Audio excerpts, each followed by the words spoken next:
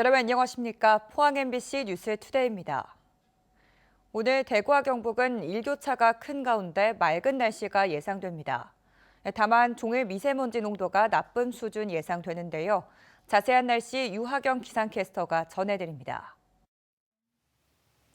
오늘은 봄 기온이 조금 더 짙어졌습니다. 오늘 아침 대구의 기온 2도로 어제보다 조금 높게 시작하는데요. 다만 일부 지역에서는 아침 기온이 영하권으로 떨어져 서리가 내리고 얼음이 어는 곳도 있어 유의하시기 바랍니다.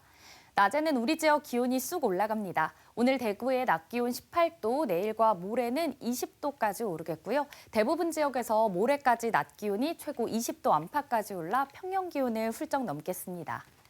낮에는 포근한 봄 날씨가 이어지지만 아침 저녁으로 여전히 서늘한데요. 경북 북동산지와 경북 동해안에는 오늘 밤부터 내일까지 바람이 차차 강해지겠고요. 당분간 일교차가 15도 이상 크게 벌어져 건강관리 잘 하셔야겠습니다. 그리고 오늘은 공기질이 좋지 않습니다. 국외 미세먼지가 지속적으로 유입돼 오늘 대구와 경북의 미세먼지 종일 나쁨 수준 예상됩니다. 주말까지 맑고 일교차 큰 포근한 날씨가 이어지다가요. 일요일 오전에는 봄비가 내릴 전망입니다. 날씨였습니다. KTX 포항역이 이용객이 급증하면서 수년 전부터 심각한 주차난을 겪고 있습니다.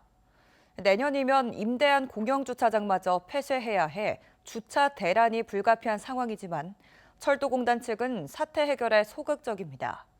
20년 전 기준을 근거로 주차장 확충 비용을 지원할 수 없다는 입장인데 포항시는 1,000대 이상 규모의 주차장 신설 방안을 마련해 계속 설득하고 있습니다. 장성훈 기자입니다. KTX 포항역 입구에 있는 임시 공영주차장. 평일인데도 차 대기가 쉽지 않을 정도로 주차 공간이 부족합니다. 주말과 휴일은 아예 주차장 진입이 불가능하고 차를 대지 못해 열차를 놓치는 경우도 적지 않다고 합니다. 금요일 오후부터 일요일까지 말도 못하죠.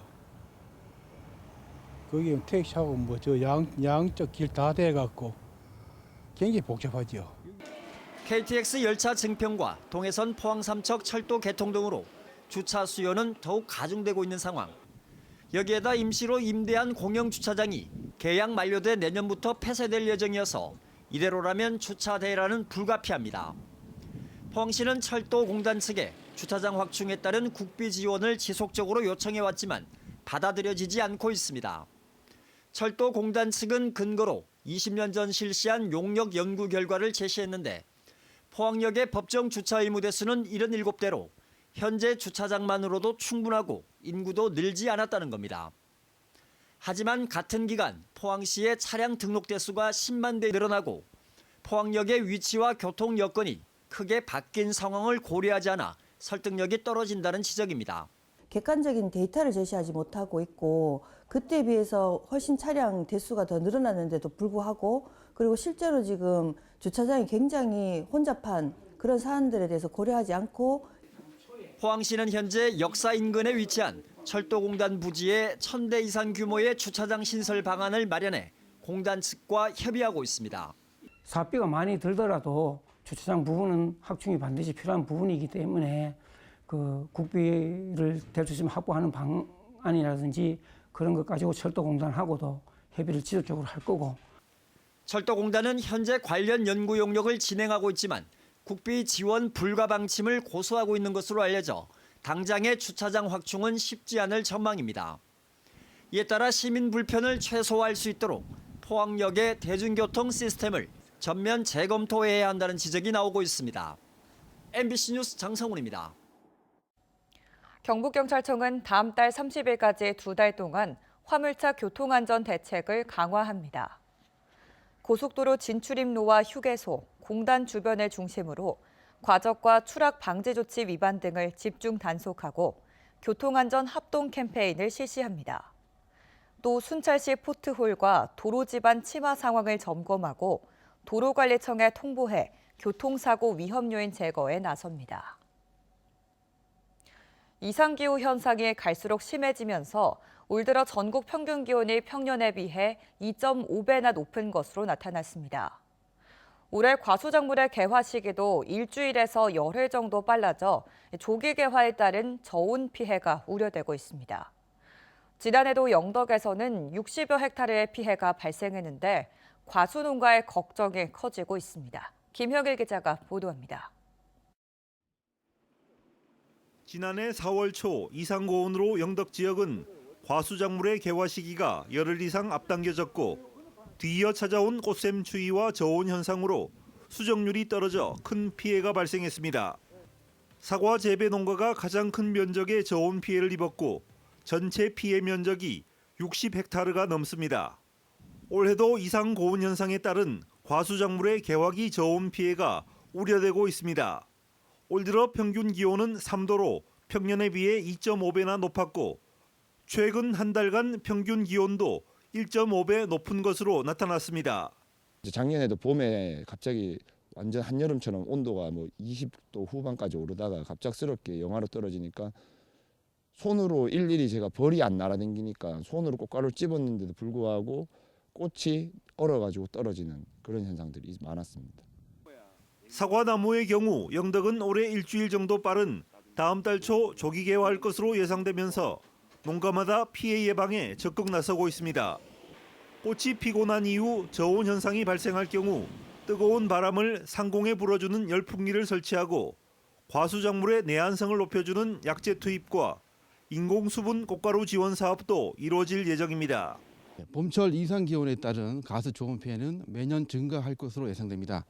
영덕군에서는 가수 저온 피해 예방을 위해서 인공수분 꽃가루, 수정벌, 저온 피해 경감제 사업을 지원하고 있습니다.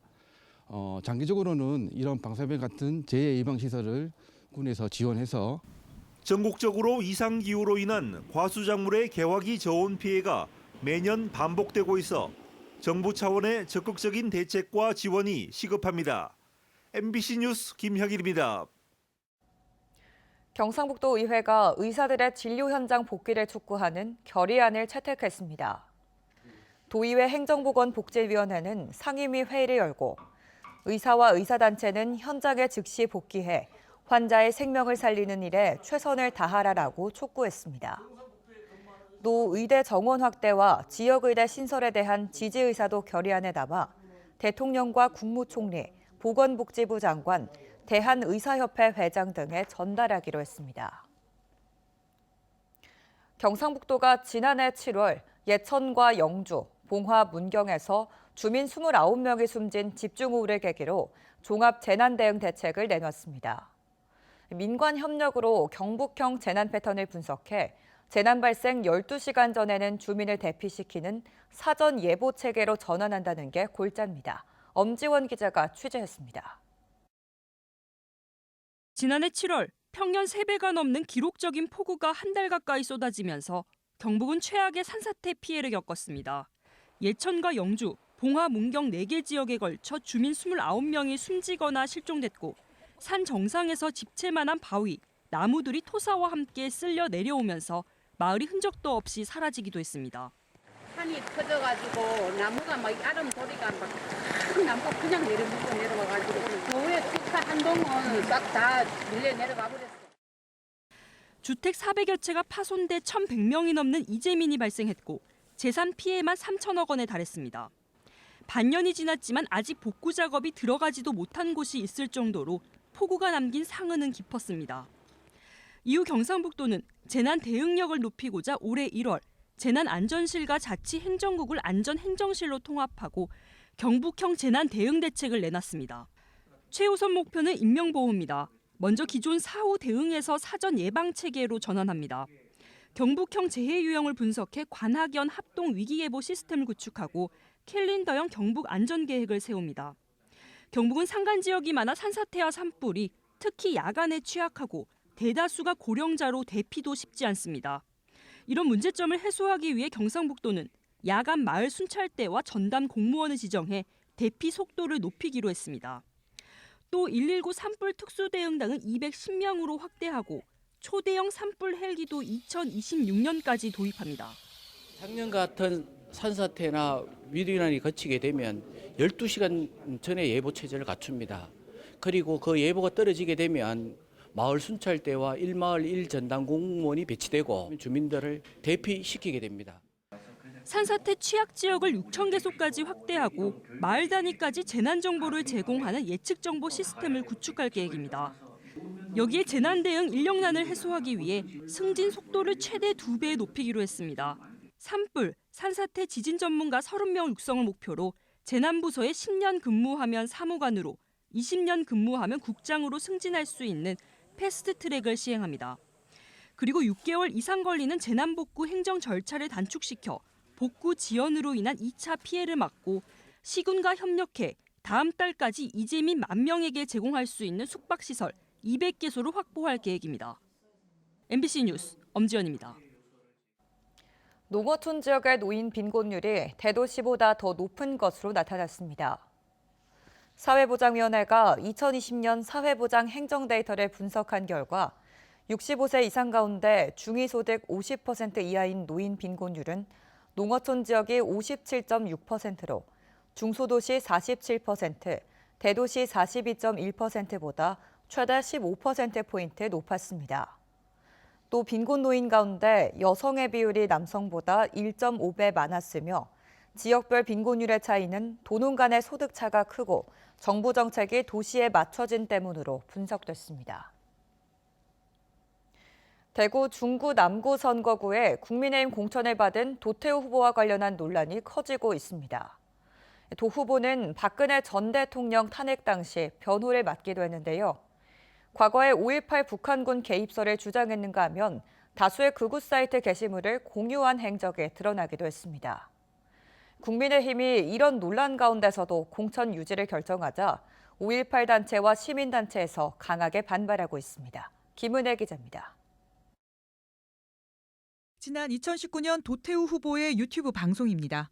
굉장히 문제적인 부분들이 있고 특히 거기에는 북한 개입 여부가 문제된다라는 것이 사실은 상식입니다. 우리가 재조사를 해보면 당시 과연 북한의 광범위한 개입이 어떤 식으로 이루어졌는지에 대한 5.18 학살은 허구적 신화, 5.18과 자유민주주의는 양립할 수 없다고도 했습니다.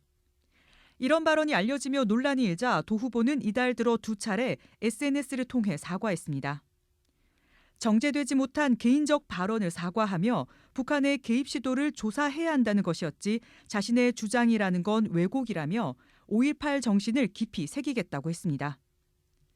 한동훈 비상대책위원장이 국민 눈높이에 맞는 공천 재검토를 언급하며 공천 취소 전망이 나오기도 했지만 국민의힘 공관위는 도 후보가 사과했고 공천 유지가 국민 눈높이라며 번복하지 않았습니다. 진정성이 인정돼가지고 그 헌법 전문에 또 넣자고 인정했습니다. 도태우 후보는 5.18 폄훼뿐만 아니라 대법원 일제 강제동원 배상 판결을 비판하고 개인 SNS에 극우 성향 온라인 커뮤니티 글을 상당 기간 공유한 점도 비판받고 있습니다. 이것이 국민의 눈높이다. 공천을 철회하라. 철회하라. 철회하라. 철회하라. 대구 촛불행동과 5.18 단체 관계자 등은 국민의힘에 항의 서한을 전달하며 공천을 철회할 것을 촉구했고 공천을 유지한다면 낙선 운동을 하겠다고 밝혔습니다. 완전히 자기 생각을 완전히 바꿔서 진짜 진심이 느껴지게 사과한 것도 아니고 그다음에 그런 생각을 가진 역사적인 인식이 없는 사람이 우리나라의 국회의원이라는 것 자체가 저희는 부끄럽습니다. 그래서 절대로 이런 후보를 용납할 수 없습니다. 더불어민주당도 국민 상식을 완전히 무시하는 게 국민의힘 공천이냐며 비판했습니다. 공천 유지 결정에 비판과 논란이 이어지는 가운데 도태우 후보는 자신의 SNS 계정을 비공개 처리했습니다. MBC 뉴스 김은혜입니다. 포항 환호공원 부진에 들어설 예정인 포항시립미술관 제2관 건립 사업이 본격화되고 있습니다. 포항시는 지난해 12월 설계 공모를 실시해 당선작을 선정했으며 이달 안에 실시 설계 용역 계약을 맺고 착수 보고회를 개최할 예정입니다. 포항시립미술관 제2관은 총 사업비 241억 원을 투입해 지상 2층, 연면적 6,000제곱미터 규모로 지을 예정이며 오는 2027년 완공을 목표로 하고 있습니다.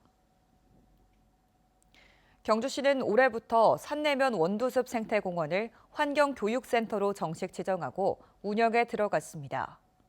경북에선 안동과 포항에 이어 세 번째며 64개 초등학생들과 경주 시민, 여행객 등을 대상으로 환경 교육을 실시합니다.